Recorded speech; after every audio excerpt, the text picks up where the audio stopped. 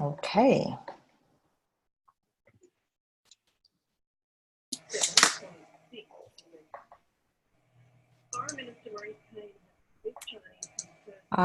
If the only thing I'd suggest is if anyone has got their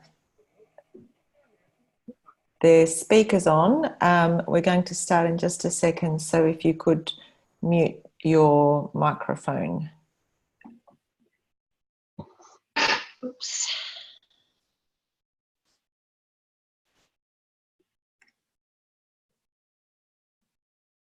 So Barry, I'm good to go. And did you want to? Yeah. Do a mini? I'll do a mini intro here. Mini intro.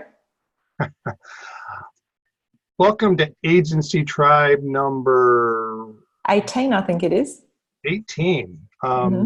Tonight, our one and only Urszula Richards, Ursh, we like to call her, we'll share two mini presentations. One will be about customer retention and the other on how and why she has made this topic appeal to a niche who don't know they need to focus on customer retention. Ursh has been immersed in a thought leaders program for at least 2 months, where she has had to decide, according to the thought leaders methodology, what her cluster will be. I'm looking forward to hearing that. Their concept is genius, and it takes finding a niche to the next level. Well, I have a niche, so I need to take it to the next level. Ursh will outline the methodology briefly and give an example of how she has applied it. She will then demo a presentation which will show how, with a few words, tweaks, create your IP once, and you can then be repurposed, repositioned easily within our various niches. Now, usually at this point, I've read a bio. I didn't have a bio to read, but most everybody in our community knows Ursh. She's my partner in crime with this stuff. So Ursh, take it away. Thank you very much, Barry. I'm very excited with this particular presentation because it's something that I've been really immersed in. It's stretched my brain to the limits.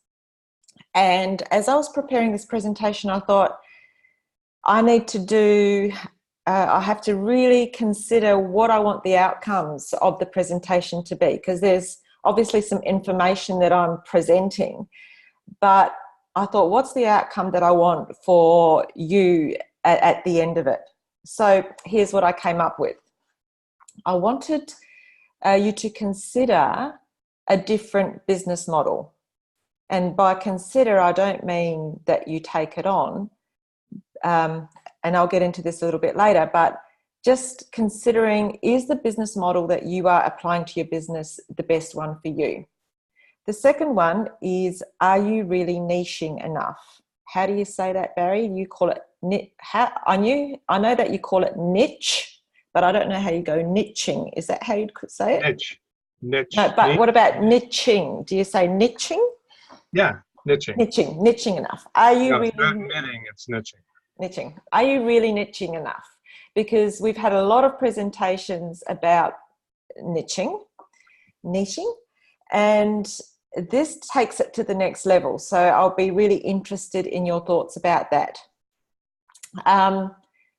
The third point, or the third goal, is, are you really experimenting enough in your business? Because this is a big part of this cluster strategy. And this is relevant in my case, but I thought it might be relevant in your case as well. Does this model offer you an alternate exit strategy in your business? So that's my goals for the presentation, as well as hopefully presenting a whole lot of other interesting stuff. So let's see if this is going to move. Okay, so firstly, one of the biggest questions or one of the biggest light bulb moments that I've had recently is this distinction between a business model versus a practice. And if you're anything like me, you've considered, even though you might be a one-person business, and a lot of digital agency owners and AgencyTribe people are predominantly a one-person business, the business model has been very much around that kind of E-myth system where you get, there we go, where you systematize your business so that you can eventually sell it. And looking at these distinctions, which I'll go into in a minute, I thought a lot of people that are in AgencyTribe are actually, or you might describe yourself as a hybrid between these two different models. And that's what I thought initially too. I thought I'm a hybrid between a business and a practice. But I've come to the conclusion that it's important to know whether you're one or the other, or whether you actually have two, because I think the hybrid does not work at all. So I'll explain that in a minute. Firstly, the distinctions of a business is that you have a large team, and even those of us that are small business owners, it's not normal that we do all the work ourselves. We've normally got a distributed team of specialists in design, development, SEO, you name it, we've got it. High startup costs, that may not be the case for us because we're sort of online, but certainly what we're all being taught to do is, create systems, create value outside of yourself, and the reason for that is that we can then sell the business. The problems can be that they have low profit margins, high overheads, may require funding, and the other problem is that it's less agile and responsive. And it's that last thing that really excites me about the practice. So the concept of the practice is that it's a small team, but really it's based around one person who's the expert. So the small team is really to do with just admin and support as opposed to a huge business. Low startup cost, it has no value outside the founder, and those of us that have been where that business model, the E-myth business model has been drummed into us, that almost makes you freak out and go, what on earth am I creating if it's got no value outside of the founder? Because that means that it can't be sold. But the advantage is that it has a very high profit margin because you keep all the money that you make as opposed to paying it out. So their idea is that if you're having a practice, you have a high profit margin, and rather than making your money by selling your business, you invest that money completely separate to your business. And that is how you, get profitable and have a future and all the rest of it. So the other part of it is the low overheads. It can be cash flow funded, or in fact, the whole point of a practice is that it is cash flow funded so that it funds itself because it's got a high profit margin. The really exciting thing, and this is what I'll be demonstrating or talking about, I should say, is that it is highly agile and responsive to your market. Now, I'm not sure whether you can see where that comes from. So that's the thought leader's practice. Any questions? I thought I would just pause as we went along because I'm talking quite fast. Barry, Ursh, yeah? Yeah. I always had this thought that I had a business that could be sold till I got told that because I don't have any processes and they're all in my head, I can't do that. Mm-hmm. So we're in the process of trying to build those processes, but also, I love the comment about, okay, taking that profit when you have it and investing it elsewhere. And that's where you make your money from not being able to sell your business because it's practice, for example. So keeping that high profit margin and just making sure you invest it, and that could even be in maxing out your retirement. Yes. Well, yes, one of my goals was, that last one was to do with sort of thinking strategically about an exit model, or I'll get into that, but that's exactly that distinction. because some people are doing business, they think they're doing business, but it might be more practical to shift to the practice. So you might have some extra thoughts at the end of this. So the practice. So this practice model that I'm talking about is very specific to the thought leaders practice, which is one type of methodology, and I'm sure there's lots of different types of ways to doing it. But what I really love about it is that it helps, it's got some really specific ways of helping you capture and or create the IP that you already have. It makes you define and pick a cluster, and I'll talk about what the cluster is in a minute. It makes you go all in for 90 days on that particular cluster. And then after that 90 days, you can continue with the cluster if it's successful, or you add a new cluster if it's unsuccessful. So you can drop that cluster if it hasn't worked and you pick a new one. And their methodology, which is what I'm hearing about not just in thought leaders practice but in business all around, is how important experimentation is.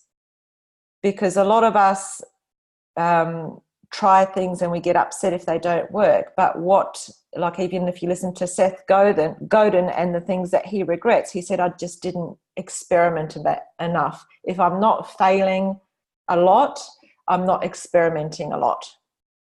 So it's this really interesting new way of thinking about things and experiments.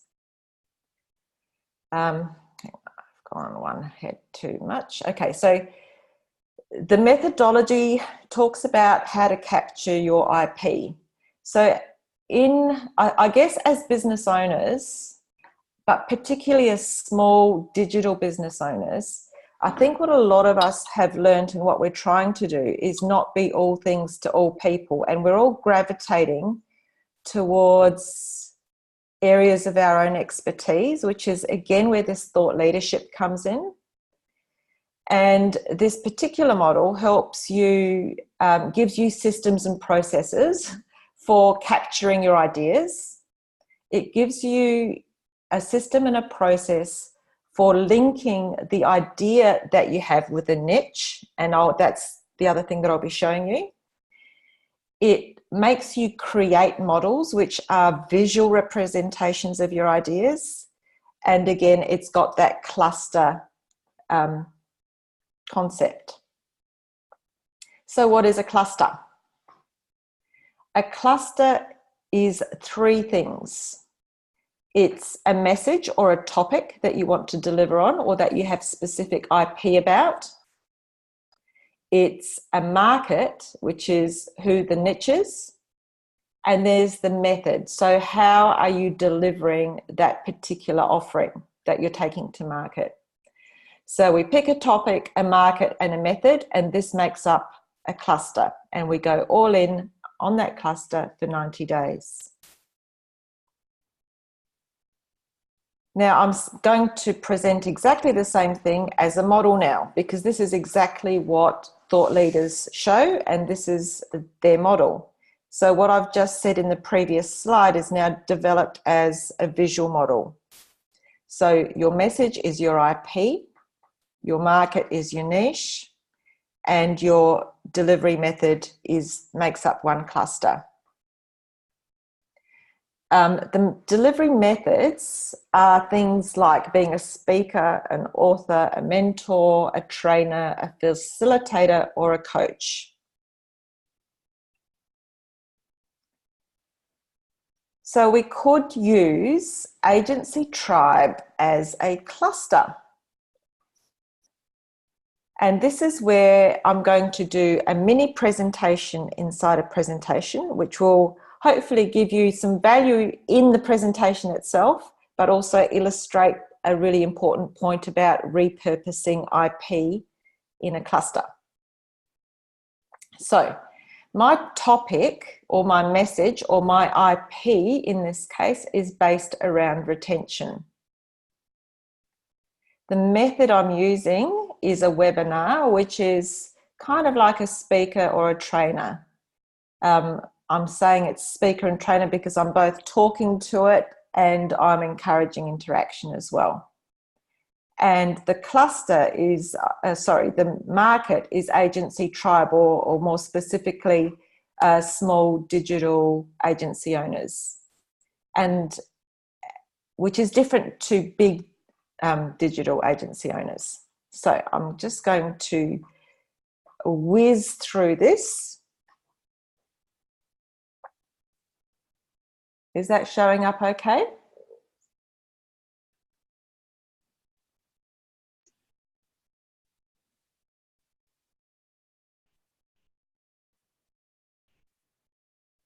Just let it's loading. Yeah, it's good. Cool. Okay, so this is a standalone presentation inside the presentation. So it's like, it's not a commercial break, it's more like an intermission where we have a chat about customer retention. So here's 10 easy online tips to help you with client retention. And this is the core of my theme and topic on retention, my IP. So focusing on customer retention is the quickest and most effective way of increasing your profits. It increases revenue. So I'm going to get people to guess here. Barry, if you've got the microphone, you might be the only one guessing, but people are welcome to guess. What percentage of your company's revenue comes from your existing customers? Any ideas? I'd say probably 80%. Yeah, it's that 80-20 rule. So 80% of your customers, your company's revenue will come from just 20% of your customers. So we're just going to buzz through some statistics and then some ideas. It costs 5 times more to acquire a new customer than it does to keep a current customer. Reducing churn or attrition by 5% can increase profits by 25 to 125%, which is huge. This is just losing customers you've already got. It's much easier to upsell. So the probability of selling to an existing customer is 60%, whereas the probability of selling to a new prospect is 5 to 20%. Repeat customers spend more. So a repeat customer will spend 33% more than new customers, and that's why it's important to measure lifetime value. Massive increase in ROI. So for every 1 cent that a company spends on improved customer services, they see a return on investment of 34 to 400%, which is huge. So from there, we move on to, hopefully that conveys why retention is a really cool thing to be doing. And moving into some specific examples, we've got being proactive with post-sales support through things like directing customers to your frequently asked questions, creating help sheets, creating how-to videos, and that information you'd put on your website through an automated email communication and through social media. Make it easy to complain to you, because 43% of people feel less inhibited about complaining once they get online.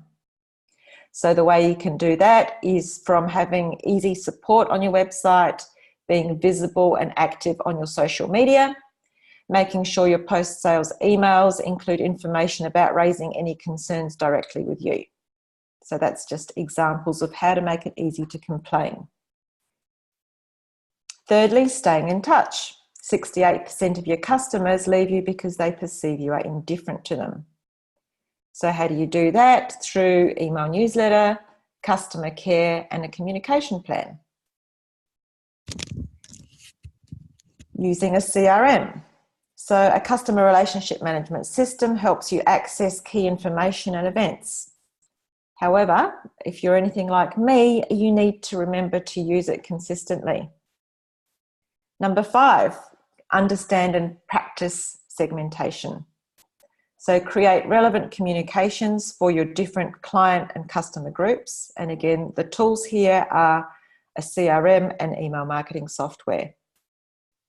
Engaging online, learn where your most of your clients hang out online and engage with them there. And you can do that through Facebook, LinkedIn groups, and Twitter. Create new offerings. The online medium makes it really easy to survey your customers and find out what they need. So tools would be things like online surveys or engaging in an online group, and you can do that whether it's a group that you're running or not.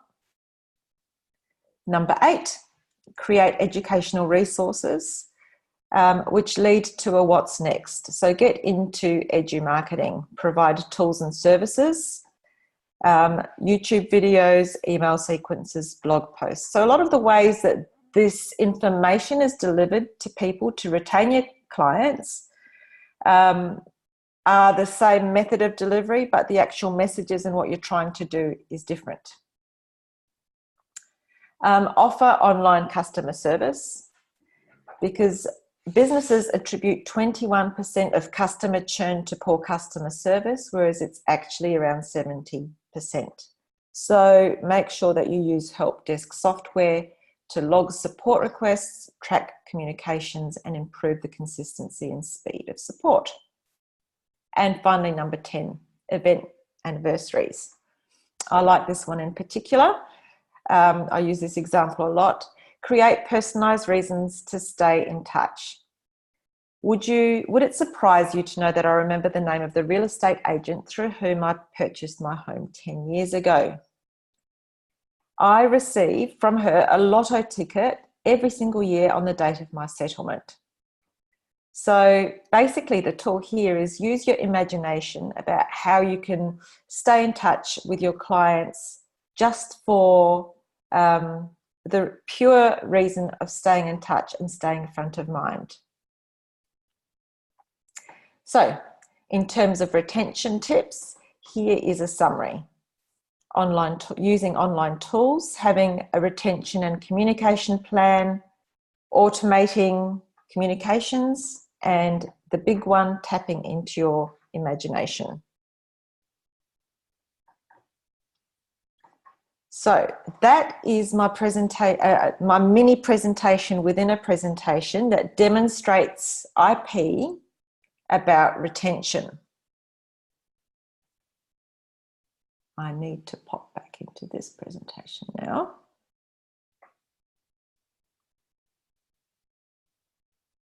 One moment. There we go.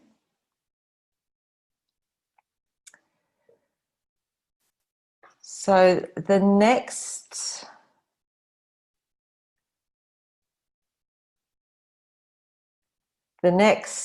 thing I wanted to demonstrate with that content and with that IP was how then I used that in my first cluster. So I thought it would be interesting to show you how I'm doing a cluster by repurposing IP.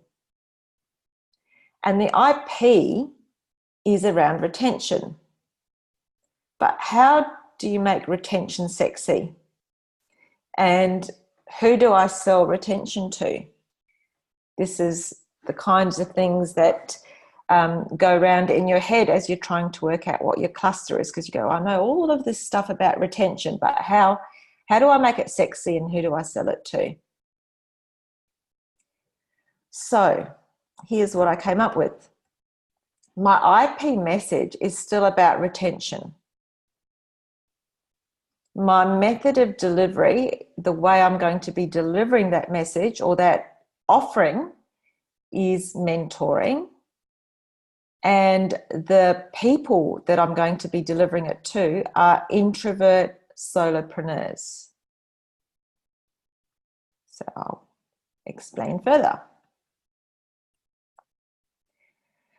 And here is where the theme or the topic that you would have got in your email comes to the fore. The marketing message is very different to the message of the topic. What that means is that you tell and you hook people in with what you think they need or what they believe they need, but then you deliver, sorry, I'll say that again, what they want, but you deliver what they need. So I know that retention is a hugely important thing in business, but it just doesn't sound like an interesting topic and it's not niche down enough. So my marketing message and together with my cluster meant that the name of my program is called Profitability for Introverts. So the niche that I've created is introverts, but I'm not just introverts who are solopreneurs. The message is retention, which isn't sexy but important. Profitability is more sexy. And the reason I've chosen mentoring is that just suits my business model at the moment, and I think it's a really good way to start in working with people. Does that make sense?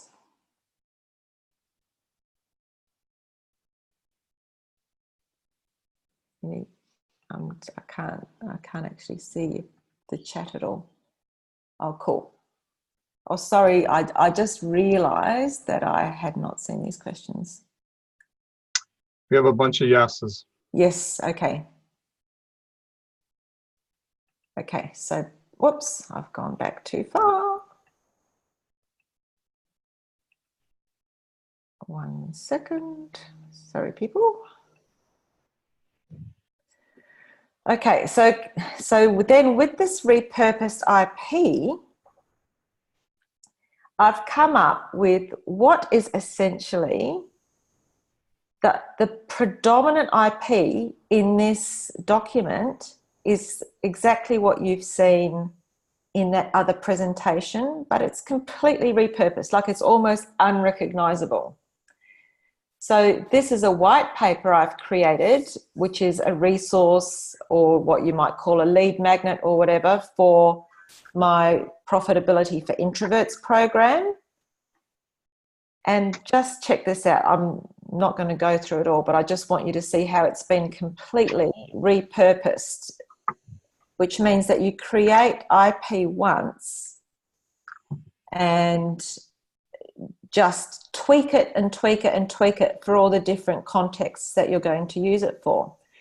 So what I've called this is your profit-generating introvert superpowers and 10 simple ways to use them. Identify and tap into your introvert superpowers so you can apply and amplify real results in your solo business. So you can see how I'm niching this message right down. That's who I'm appealing to. I talk about, this is where I hook into the person who I'm talking to very, very specifically. But look at this. See these statistics? That's exactly what I've just presented to you in a completely different context. I've created a model that's completely relevant to an introvert's strengths. So I'm talking about the profit zone, and I've tapped into strengths that introverts have. And I've created a workbook out instead of a presentation. So it's a different delivery model. And if you can see these items here, they are exactly the same. I have tweaked some of them because they weren't as relevant, but the bulk of the work, once you've done it once, it can just be repurposed a whole lot of different ways in different contexts. So you can see here, the way that I've highlighted each and every page, the information is the same, but I've tweaked it to introverts.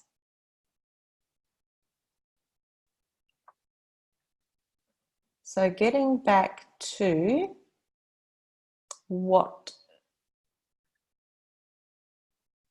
the purpose of the presentation was and where I'd like to open up some discussion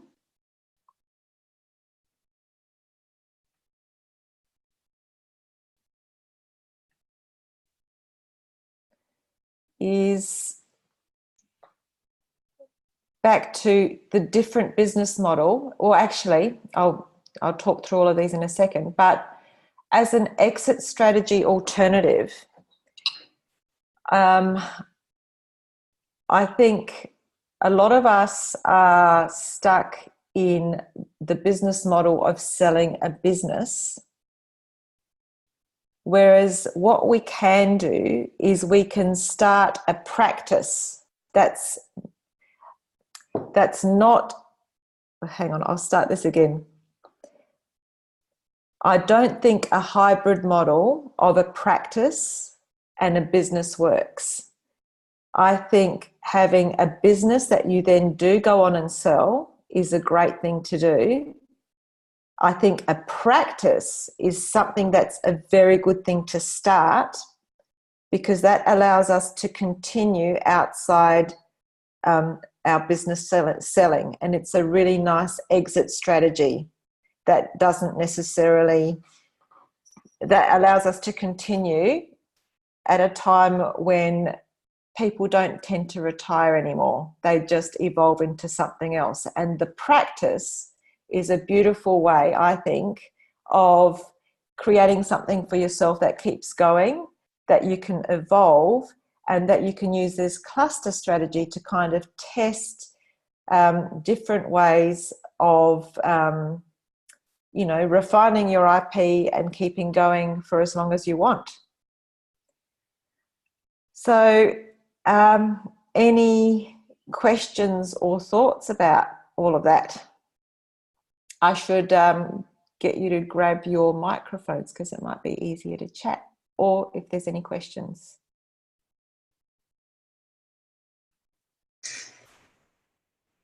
Ursh, that was great. Thank you. Yeah, no, really Did good. it make sense? It was quite a hard thing to put into a cohesive thing, because I was trying to illustrate repurposing content based on a cluster and introducing a cluster and introducing two different models. So I hope some of that made sense. Yeah, no, it doesn't.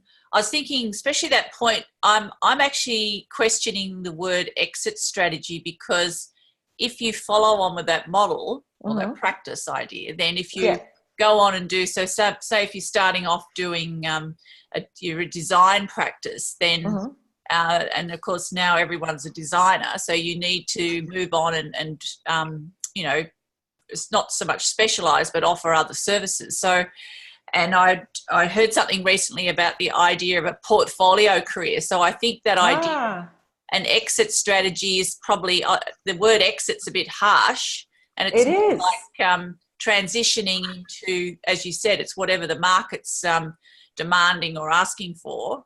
Yeah. And so then you either get people in or with that expertise that you need, or perhaps you don't have.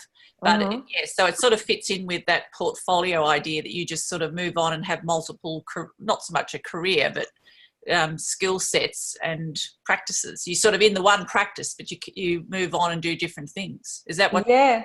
I think two things. I think there's a very clear distinction, and this is what I was really thinking about when I was putting this together. I thought maybe we're all doing hybrid things, but I actually think there's a very clear distinction, and one means that it's based around other people and that you sell it.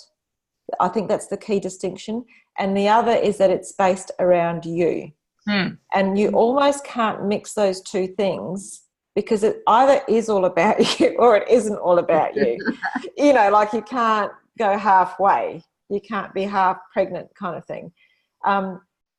So I don't think hybrid works, but I think having a business and a practice can work. Do you know what I mean? Yeah, no, I think for me, I think it's perfect, and it's because sometimes you try and work out what your exact title is, and you're probably trying to make it fit across both the business model and the practice model. Yeah, that's why I certainly can see I'm more in that practice realm. Yeah. Yeah. How are you going? So, yeah. And was that was the book you referred to? The Thought Leaders Practice. Yes. Right. Okay. Yeah. Is that fairly new? I haven't. No. Well, it's been around for a bit. Let me see when it was published. 2012. Oh, right. Okay. But it was called Sell Your Thoughts then. So originally it was published as Sell Your Thoughts. Well, that's interesting. They've rebranded it. Yeah. Yes. Yeah. Well, there's a whole practice. There's a whole community based around the practice. I'm doing the boot camp at the moment, which is a 6-month program. But I think, it's pretty interesting. Yeah. Okay. Yeah. Right. Yeah. Thank you. Sally's saying she's relieved that the practice model was a thing. It is. Sally, you've got a business and a practice, haven't you?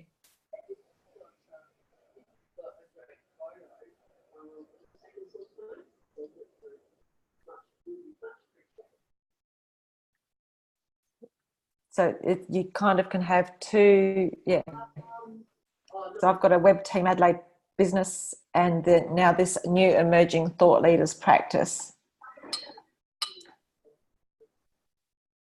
No, I don't know. I don't know. Sally, did you want to speak or did you want to? I don't know that Sally actually said anything. What was I going to say? One of the main reasons for myself looking into the whole practice is that for me, the digital agency, no matter how I try and do it, it still has not turned out to be very profitable because the skills that I'm selling there aren't my own. So I'm not a developer and I'm not a designer. So that's where a lot of those costs and profits go. So for me, a practice model I think is perfect, even though I love the agency work as well.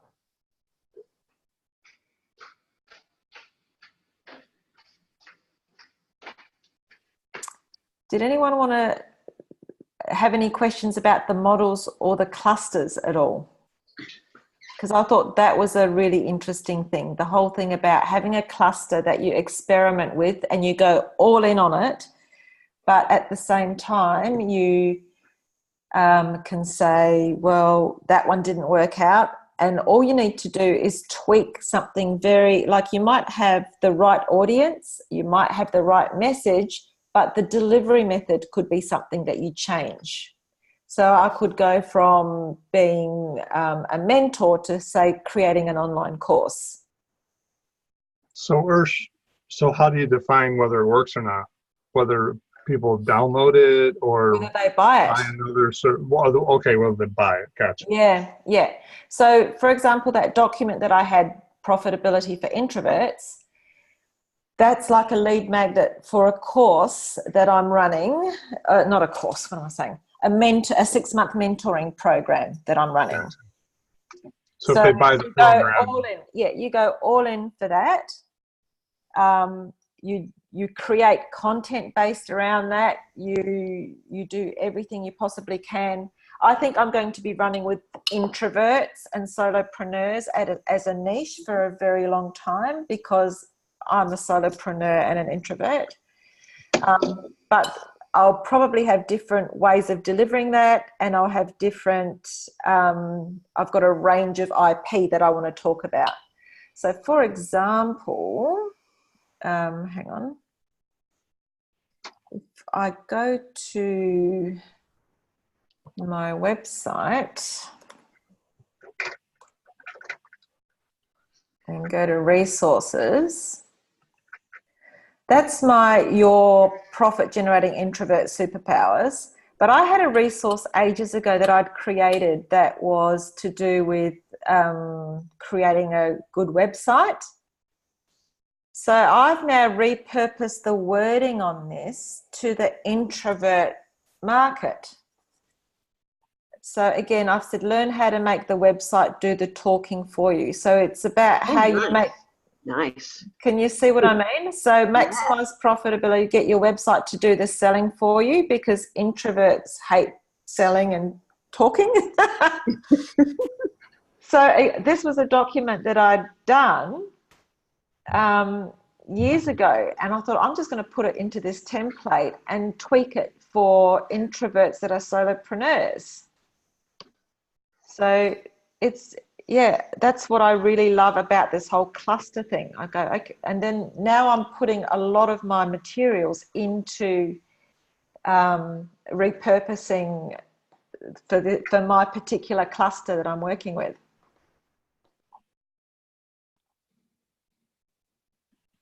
Yeah.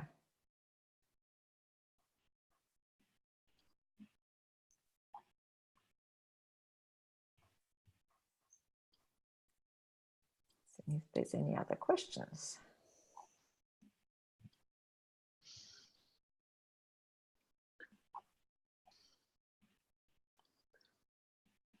Urszula, I was just really excited to see that the practice model is a thing. It's what I've got, and I always felt like that little bit guilty, or like I wasn't doing something I was supposed to do, because I'm aware that it's not a business that can sell, because it is so based around me.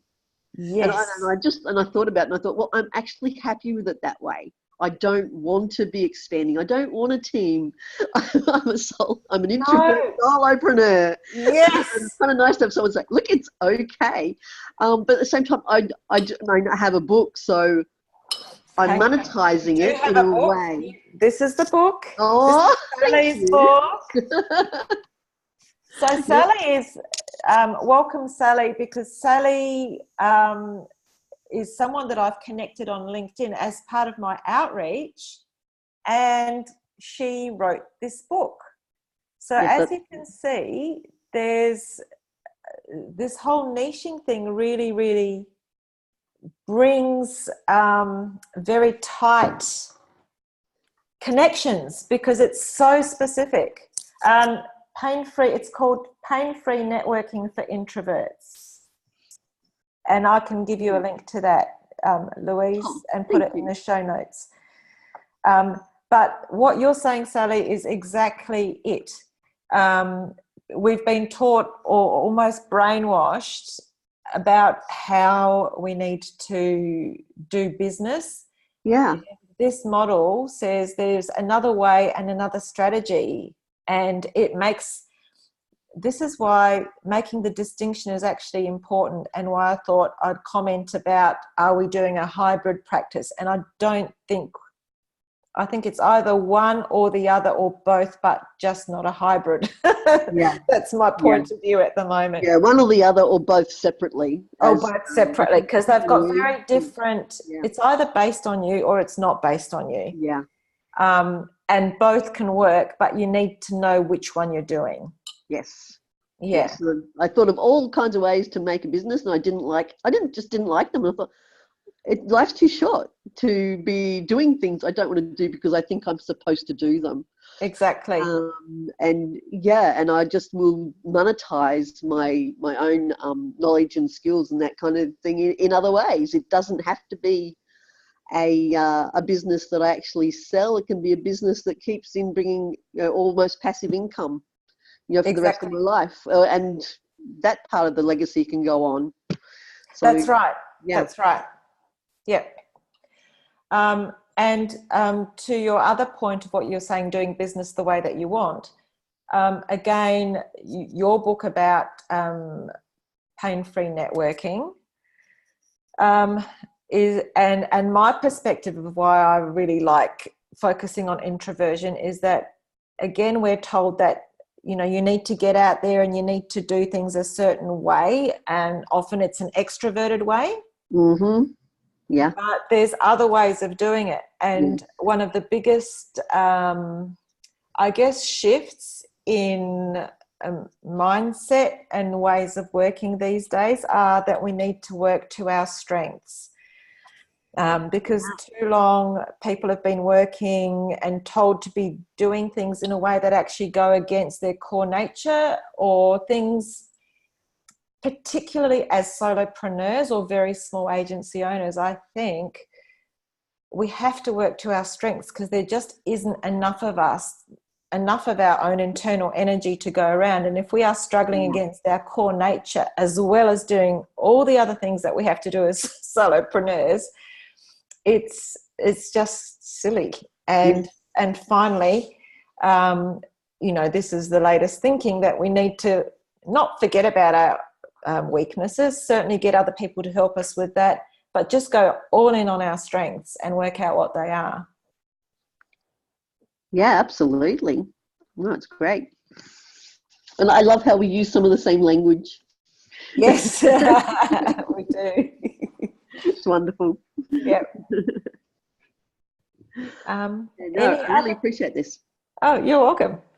Are there any other questions or thoughts or comments? I might just flick back to some of these other things, because they might make a little bit more sense after we've talked about it a little bit. Let's see. Yeah. Those pink sheets, I've got to tell you, some of the methodology in capturing the IP and the visual models is just so exciting. Those ideas that you have in the middle of the night, it gives you a structure to capture them. And then you end up with just masses and masses of ideas. But then you have a way of selling those ideas once you put them, order them together with a niche that you want to create an offering for your cluster. So it's good fun.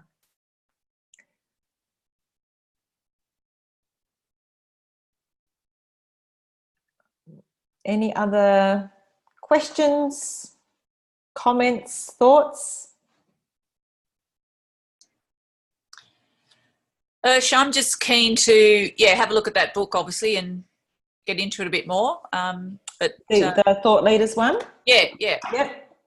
I'll put links to those in the presentation notes. Yeah, it's really good. Yeah, no, I just like the idea, and I think want to follow up. And I'm thinking with the pink slips, I'm just automatically thinking of pink Post-it notes, but I think it can start with a Post-it note, definitely, but it gives you the beauty of the way they've created things is that it allows you to capture ideas in a way that then allows you to convey those ideas across the different across the different delivery modalities. So it allows you to capture an idea, but it forces you into a discipline in the way that you capture it, so that you can have it as a speech, you can have it as a training exercise, you can have it as a book, it helps you, it creates a structure around it that, that's really cool. All right. Great. Thanks very much. I'm not quite sure where the recordings are for these. They do go into the AgencyTribe Facebook group. I'll get a link. Okay, thanks, Barry. Okay, top. And what was I going to say? We are wanting to redo the website, but because this is all a volunteer effort, we are very slow. But we're obviously going to have to end it before the Business Catalyst end of life. So, but that's where they will all live eventually, because that will be a much easier place to find them. Okay. No, thank you. Okay. And so I'm going to start off and I'm going to channel Scott Reynolds. Okay. Okay. You like that? As soon as you hit the channel, it starts playing the first video we ever did since becoming AgencyTribe. But there's the channel link. Oh yeah, that's right. That's the easiest place to get it, isn't it? The channel Yep. link. Thank you. We're on YouTube. We are on YouTube. We have our own channel.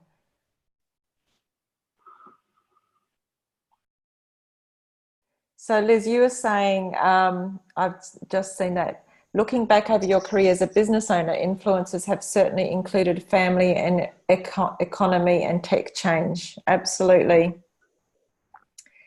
I mean, the fact the tech changes and the digital economy now mean that we can develop practices so much easier than we could have before. The distribution and the delivery method of our IP is just open to us, whereas it just wasn't possible before. Yes, it's interesting, isn't it? Because look, I used to worry about it, you know, that there are outside influences, but it's when you're a business owner, I think one thing we all forget too is that your job changes. Where other people might work for someone, their jobs change because they change jobs. But as a business owner, your job changes as well. And that's right. Because a lot of it happens because of those reasons, and there'll be other reasons as well. But yeah, you're right. You've got to protect your IP through each change. That's right. IP is. Yeah. Yeah.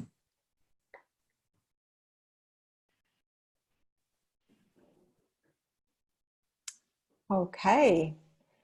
Well, if there are no more questions or thoughts or comments, we can say thank you very much for joining us. And Barry, your next AgencyTribe is in a couple of weeks, and you are in the more US-friendly time zone. We decided to split it up in order to allow Australian people to join at a slightly better time, and also to suit the hosts. I wasn't the best at 7:30 in the morning presenting. Yeah, let's see how it goes. Yeah. The 19th is our next one at 5 o'clock Eastern time. Just got done doing a big proposal presentation. Now I'm back to the slide deck to build a slide deck for this. So, so we're going to talk about local SEO and citation building stuff. Excellent. Okay. Well, on that note, thank you very much, everybody. Look forward to seeing you in a couple of weeks, and have a great week, and see you soon. Thanks, Ursh. Awesome stuff. Thanks so much. You're very welcome.